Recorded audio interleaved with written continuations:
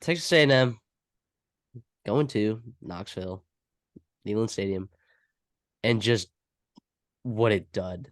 What a dud from this offense. I mean, Max Johnson, here's I think I said a couple weeks ago that, you know, A&M has one of the best backup quarterback situations in the entire country. Uh, I was wrong to say that. I was wrong to say that. Now it's not just Max Johnson's fault. That is not what I'm coming on here to say. All right. Because when you're 0-8 as a coaching staff in your last 8 true road games, what's the common denominator there? Right? When you haven't won a ranked road game since 2014, yeah, there's kind of a common denominator there. Boy, oh boy, oh boy. This was terrible. Max Johnson looking really bad, holding on to the ball too long. What have we said? What have we said? Don't hold on to the ball too long. Max Johnson holds on to the ball an average of 3 seconds. That is a long time. Time to throw 3.00 seconds coming into this game. 3.02 or something like that. Connor Wigman, 2.55. Miami game. You know how many pressures Miami had in that game? A ton. Bringing corner blitzes. You know, Wigman didn't know how to protect himself, but you know what he knows how to do? Get rid of the football and make big time throws. Goodness gracious. And like, this offensive line keeps getting criticized for not being physical enough.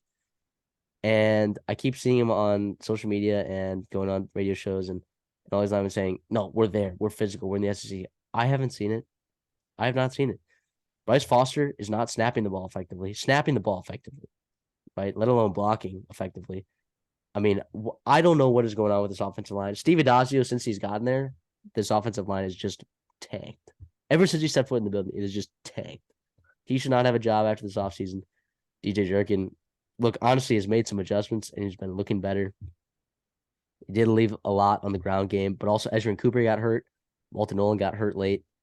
I understand. But man, Bryce Anderson, I don't think played in this game either. The Fire Jimbo movement is very strong right now. It's not because of who they've lost to, it's because of how they've lost. And we're just not seeing change there. So I would say credit to Tennessee, and I'll credit their defense. But Joe Milton looked terrible. He was horrendous. Threw an absolutely horrible interception in the red zone when they had a chance. Absolutely bailed A&M out.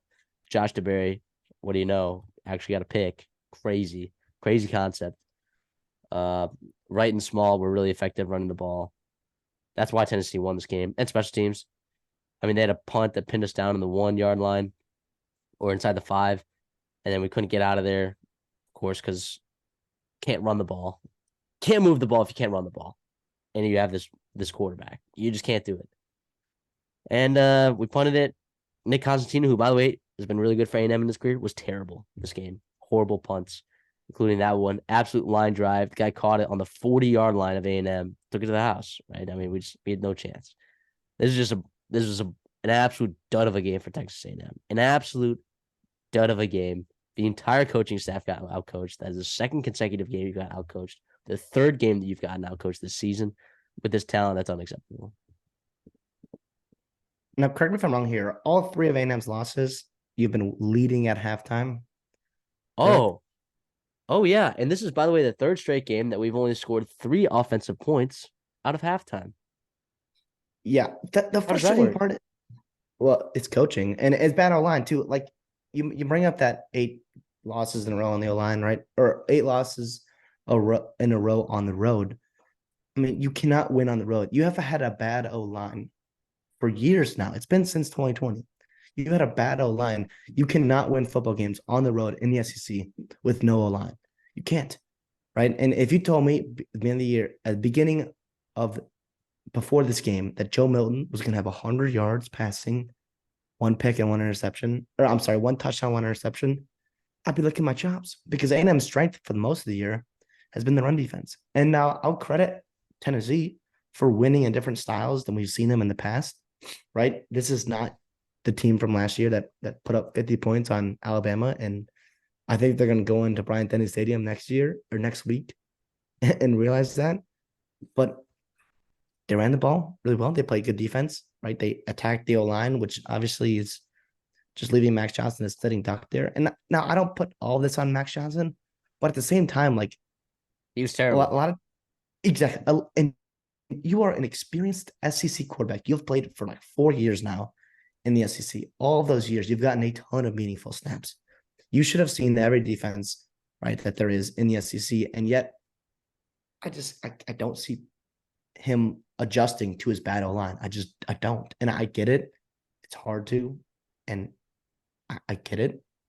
But you have freakish wide receivers, playmakers galore all over this offense. And yet, they're just not using it. It's a waste. It's really a waste of Bobby Petrino, who I still think is a good coach. Now, would I like to see him take advantage or do things to hide the fact that your O-line is terrible and that your quarterback is struggling to process defenses right now? Yes. All right, give him quick decisions, give him quick passes. Eventually, the deep passing game, which Max Johnson throws a beautiful deep ball, will get there eventually. But I don't know. It's a shame. It's a real shame. I do think some tough conversations are ahead for A&M in terms of what to do with the future of the program. But like we said, Tennessee, man, for after what happened since Florida, everyone kind of buried them and left them for dead. And they've come and played some really good football against UTSA, South Carolina, and A&M, right? Back to back weeks. And now you get into a tough part of your schedule. We got a lot of tough games on the road, but we'll see what can happen there. I think this offense and this team will go as far as Joe Milton takes them. And obviously, you can beat a team like A&M at home, right? Who is an obvious weakness without an elite passing attack. But to beat Bama, to beat Georgia, you're gonna have to throw the football because they will expose you if you're one-dimensional. And it wasn't even A&M's defense that I thought they played fine, right? I thought they played fine, but it was the first win under Josh Heupel's tenure that they won a game without scoring more than 30 points. And they scored 13 on offense, too. Yeah. It's tough. It is really, really tough because you look at this A&M team, and we talked about it in the preview. We both took A&M, and we were like, why is it not working? Like something is wrong. And the problem is going on the road in the SEC, your flaws are going to be exposed. You best believe that, right? And they were. And they were. And that's going to be the problem, I think, for weeks to come here with A&M, and I don't know how much you can do to really fix that midseason. Yeah. What are the chances that they get to 8 wins? I mean, I don't think it's like I think 7-5 at this point is more likely than 8-4. Let's see. You still got to play both Mississippi schools, which Jimbo's always had a problem with.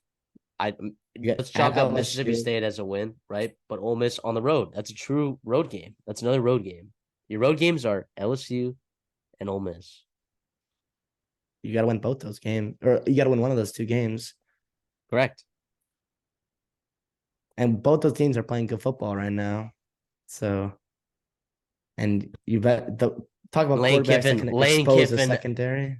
Lane Kiffin has A&M's number and DJ Durkin's number. I mean, it's not even funny. It's not even funny.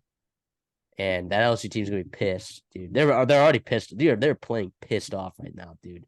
They're just their offense is absolutely buzzing. But yeah, this is a really tough game to watch. I took the under in this game. That was awesome. But everything else about this game is not awesome. I will say here, if you're a Tennessee fan tuning in and to get some Tennessee insight, I know we talked a lot about A&M, but to be honest, that's kind of what dictated this game. I think was A&M being the more talented team, right? They were able. It was up to them whether they showed up or not. And some flaws about their roster that you were able to expose. But defense is really good. The Tennessee defense, I'm pretty darn impressed with, right? And I think that A&M, they showed it today, being able to get after the passer with Max Johnson. And unfortunately for A&M, their two offenses, they've gotten exposed by two really good defenses, right? Back weeks, which is tough for them. And obviously South Carolina next week, hopefully you get everything, or I'm sorry, in 2 weeks, you get a bye week, recoup and get after it the second half of your schedule. we talked about this as a stretch that A&M needed to go at least 1-1 and they didn't. And now you're sitting here at what, 5-3, 4-3 right now, and a lot to be desired. A lot to be desired.